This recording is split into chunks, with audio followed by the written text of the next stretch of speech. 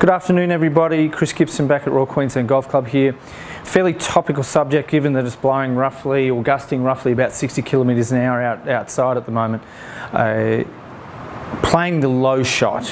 It's something that I've discussed with a couple of players that have travelled and played in some windy climates down in Melbourne at this time of year, or if you're travelling overseas, trying to play that off-speed low shot into the wind. 9 times out of 10, most people will try and overplay the shot. So they will end up trying to get a low shot in, they'll try to make an absolute full swing at it, and then they'll try and drop their knees and the handle will go forward, and therefore creating that nasty little shank.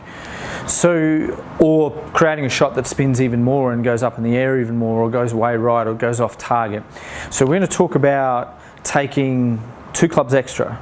Okay, so I'm standing here with an 8-iron at the moment. My 8-iron goes roughly, when it's everything's calm, roughly about 135 to 138 metres in the air if I strike it okay. That's just cruising, I'm not trying to jump on it, it's just making a solid swing. So I'm going to talk about this only going roughly about 100 metres in the air. So I'm going to go down the shaft a little. The reason why I grip down the shaft a little, well, several reasons. I have control over the golf club a little bit more, that's my feeling. I tend to stiffen the shaft a little bit because it doesn't want to flex quite as much, and I tend to hit down on it just a little bit more, so I turn the 8-iron almost into a little bit less than a 7-iron really. I generally speaking like to see people play it from the same place in their stance, i.e. for me it's going to be just forward of centre with an 8-iron. I tend not to like to play the ball right at the back of my stance because essentially the club face, it's in the back of the circle here, so the club face is going to be pointing to the right of target and I'll have to try and manipulate it too much. So I'll play it the same way that I play a normal shot. I'm just going to make this off speed.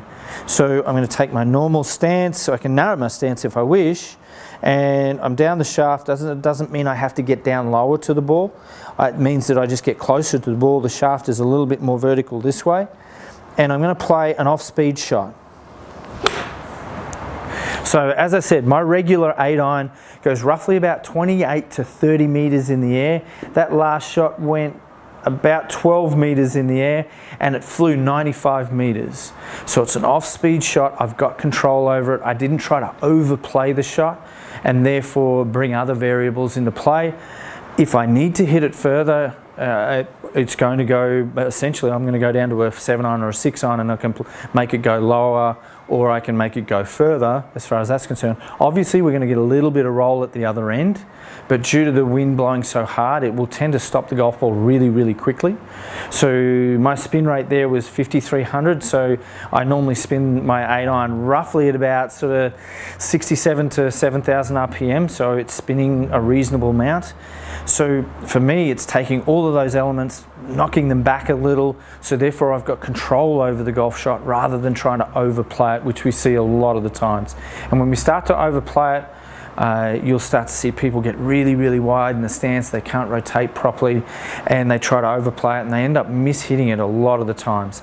I would much rather see you go down the shaft, control your backswing, control your forward swing and make it a reasonable tempo, and then therefore getting a reasonable shot. It's still coming out of the centre, it's just not going to spin as much, it's not going to go as high, and obviously it won't go as far. Look forward to seeing you down at the golf club or online in the near future. Take care and happy golfing.